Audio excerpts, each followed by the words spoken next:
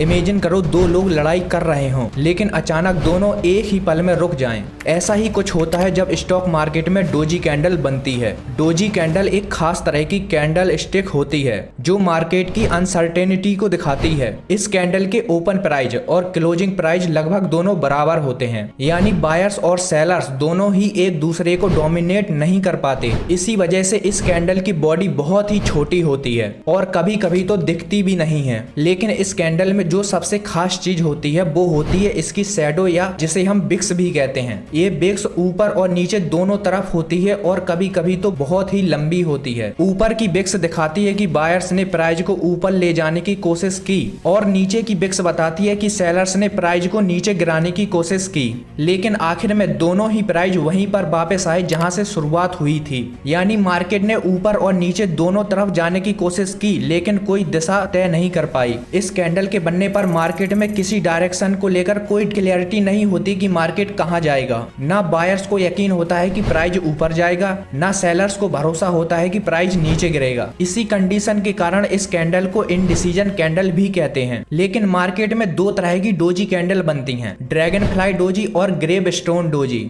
चलिए इन्हें समझते हैं। Number 1, dragon fly doji. इस कैंडल में नीचे की ओर एक लॉन्ग बिक होती है लेकिन ऊपर की ओर कोई बिक्स नहीं होती या बहुत छोटी होती है। यानी मार्केट नीचे तक गिरा लेकिन बायर्स ने जोर लगाकर उसे वापस ऊपर खींच लिया। ये दिखाता है कि बायर्स ने आखिरी समय पर कंट्रोल ले लिया और अगर ये कैंडल सपोर्ट लेवल पर बने तो ये स्ट्रॉन्ग बुलिश रिवर्सल का सिग्नल हो सकता है। Number 2, gravestone doji. इसमें ड्रैगन फ्लाई डोजी का ठीक उल्टा होता है, यानी इसके नीचे कोई बिक्स नहीं होती लेकिन ऊपर की ओर एक लंबी बिक्स होती है। यानी बायर्स ने प्राइस को ऊपर ले जाने की कोशिश की लेकिन अंत में सेलर्स ने मार्केट को नीचे ढकेल दिया। और अगर ये कैंडल रेजिस्टेंस पर बने तो ये बियरिश रिवर्सल का स्ट्रॉन्ग सिग्नल हो सकता है। तो डोजी कैंडल सिर्फ एक शेप नहीं है, इसके अलग अलग रूप होते हैं और हर एक का अपना एक मीनिंग होता है। देखो, डोजी कैंडल को सिर्फ कंफ्यूजन का साइन मानना ठीक नहीं होगा। कई बार ये बड़े बड़े प्राइस एक्शन और ट्रेंड रिवर्सल के पहले का साइन होता है,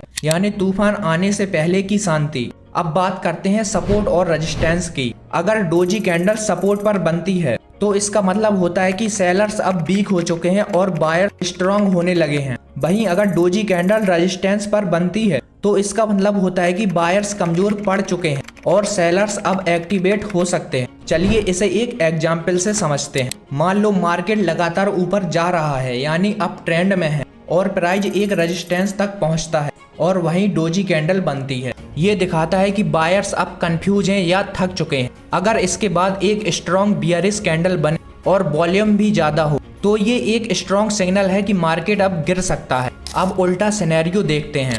मार्केट डाउन ट्रेंड में है, प्राइस सपोर्ट लेवल तक गिर चुका है और वहीं एक डोजी कैंडल बनती है और उसके बाद एक स्ट्रॉन्ग कैंडल बने हाई वॉल्यूम के साथ, तो ये ट्रेंड रिवर्सल का इशारा हो सकता है। लेकिन एक बात हमेशा याद रखें, अकेले डोजी कैंडल पर भरोसा करके ट्रेड करना रिस्की होता है क्योंकि ये सिर्फ अनसर्टेनिटी को दिखाती है, डायरेक्शन को नहीं। इसलिए कंफर्मेशन जरूरी है। नेक्स्ट कैंडल, वॉल्यूम और ओवरऑल ट्रेंड को देखकर ही फैसला करें। कुछ ट्रेडर्स डोजी कैंडल को ट्रेंड रिवर्सल का साइन मानते हैं लेकिन हर बार ऐसा नहीं होता। कई बार मार्केट उसी डायरेक्शन में चलता रहता है। इसलिए डोजी कैंडल को सिर्फ एक सिग्नल मानिए लेकिन बिना कंफर्मेशन के ट्रेड मत कीजिए। तो अगली बार जब चार्ट पर एक छोटी बॉडी वाली लंबी शैडो वाली कैंडल दिखे तो समझ जाइए कि मार्केट में एक खास तरह की चुप्पी छाई है और ये चुप्पी शायद कुछ बड़ा कह रही है। कैंडल स्टिक पैटर्न को समझना एक ट्रेडर की सबसे बड़ी ताकत होती है और अगर आप ऐसे ही कैंडल स्टिक पैटर्न और सिग्नल्स को गहराई से सीखना चाहते हैं तो चैनल को सब्सक्राइब जरूर करें।